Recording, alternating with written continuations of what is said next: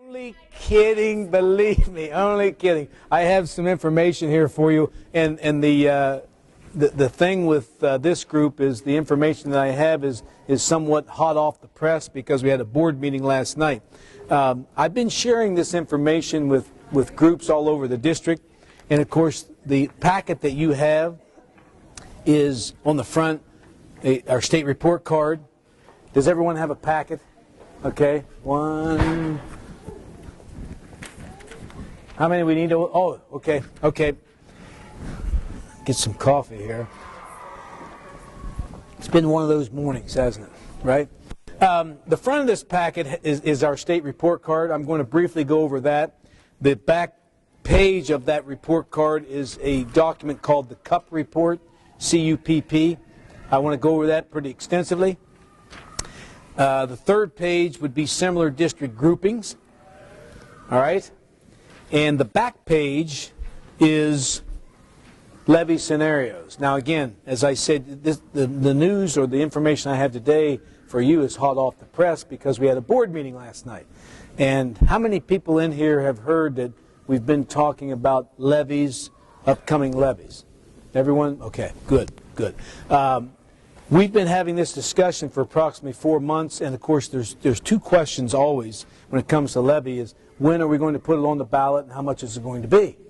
And we do know specifically one thing from last night, it's going to be on the ballot in May, this upcoming May. We also have a pretty good idea of how much it's going to be. We know from our conversation last night in our discussion it's going to be somewhere in the 6979 range. Now, we vote as a board on December 22nd. But if I had just from the conversation last night, I would say it's going to be a 7.9 mil levy. I will talk more about that at the end, and of course, that's probably where the majority of your questions will come from. So first of all, I want you to look at the similar district grouping page, and that's the third page in this handout, because when I talk to anyone, I always talk about how we compare in comparison to similar district groupings. All right? So if you look at that page, districts that are most like us in Ohio would be districts like Mason and Dublin and Centerville and Hudson, Lakota, New Albany, Upper Arlington, Hilliard.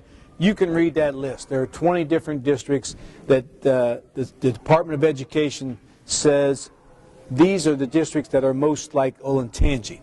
Now, one thing I want you to understand right off the bat would be the fact that student enrollment is not what makes us similar.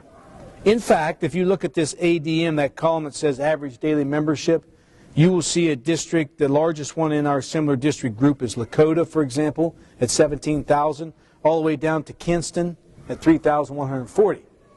Okay? Size does not make us similar. Now, the other thing that I want to note for you that you're going to hear over and over and over this morning is how big are we? And this document, or these documents, are distributed every May, and they are a reflection of the preceding fall. So they run approximately 18 months behind. When this came out, we had 14,116 students. We got our enrollment update on Monday, and we have 15,925 students. We got 40 new students in November. We'll probably get 40 new students in December. We'll probably get 40 in January because right around the Christmas holiday, into the semester break, there's always a bump in our enrollment where people move in. So we will finish this school year with over 16,000 students. And that makes us different than any other school district in the state of Ohio, including these similar districts. We are the fastest growing school district in Ohio for the 8th consecutive year. We are the 8th largest school district in Ohio now, which I'm sure puts us somewhere in the top 20 in regard to growth in the nation. Don't have those specific figures, but I'm sure we're in there somewhere. So what's happening here is different from any other school district in the state in the fact that we're going this way in our enrollment.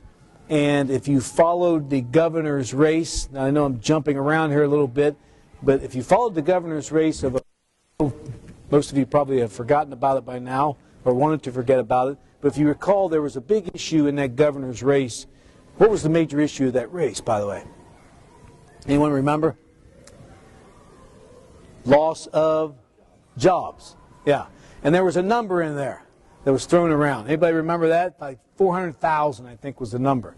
And of course, when 400,000 jobs leave the state, a number of adults leave the state. When a number of adults leave the state, a number of kids leave the state. My point is this.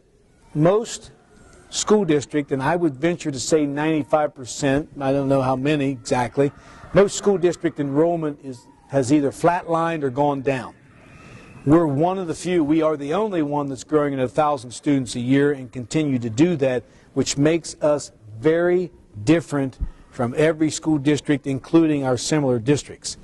And again, I'll talk about the effects of that growth here in just a little bit. What does make us similar, though? Well, if you look at the columns, our percentage of poverty, for example, makes us similar. And for all intents and purposes, in reference to other districts like us and in reference to the state, we have a low percentage of poverty. We have a high percentage of our population that has professional occupations.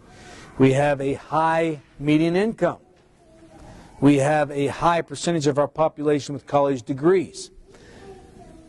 And you can follow the rest of those columns out through there, but when we talk about how our school district does in reference to student achievement, in reference to how we spend our money, in reference to how much it costs to educate kids, we always compare ourselves to our similar districts, and those are the districts that I'm talking about. Okay? So that's the first thing we need to know. Second thing we need to know would go to the front page, would be our state report card. Now, you all being great volunteers and spending your time in the school, I know you have an idea of what a state report card is. In fact, that's probably what brought a lot of you to Olentangy, was the fact that, you know, great school system provides a great product, therefore I want my kids to have that opportunity. We have a very good product that we provide. As you can see, we're rated excellent, and that's excellent or above for the 7th straight year. All the indicators, you understand the indicators at this level in grades 3 through 5, right? May testing time, you have to get ready, and those are the indicators that we test in. We test in 24 different areas. The other 2 indicators would be graduation rates and attendance. And we have to hit a certain threshold, and if you hit a certain threshold, you get credit for the indicator. And as you can see, we have met 26 out of 26 indicators. Performance index. That's something that measures how our students are doing above and beyond the proficient level. For example, if you recall back in our college days, we had tests that some questions were worth more than others, and you could actually finish the test with 105%. I didn't get to do that very often, but I actually sat by people that did that, you know, would finish 105, 106s. They got everything right, plus the questions that were weighted more, they answered those. We have the same thing in the state testing. If our kids score in the advanced or accelerated range, we actually get more than 100 percentage points for that. So anytime you're over 100 in a performance index of a school district, that means that a majority of your kids are performing in the advanced or accelerated range. And of course, you can see that our performance index is 105.8, which is very good. In fact, that's the highest we've ever had in this school district. Probably, I'm thinking Upper Arlington has 106.4. They're the highest in Central Ohio. So we're right there when it comes to school districts and performance index. In fact, if you look at the rating for high schools and in regard to performance index, our 3 high schools are in the top 20 in the state. I think Liberty was number 6, Olentangy was 14, Orange was 16. And I say high schools not because kids show up in high school and get it. You have to have a great educational system from pre-K all the way through for your high schools to do very well. And for us to be able to put our high schools in the top 3, or in the top 3 and the top 20 in the state, I'd say there's probably approximately 700 high schools in the state of Ohio.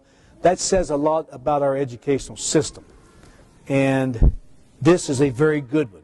and you know that, and I'm preaching to the choir, but we like to make sure everyone understands that, because one thing that we've found in going into these upcoming levy seasons, oftentimes we forget to tell our story, and we forget to really let people understand why they moved here.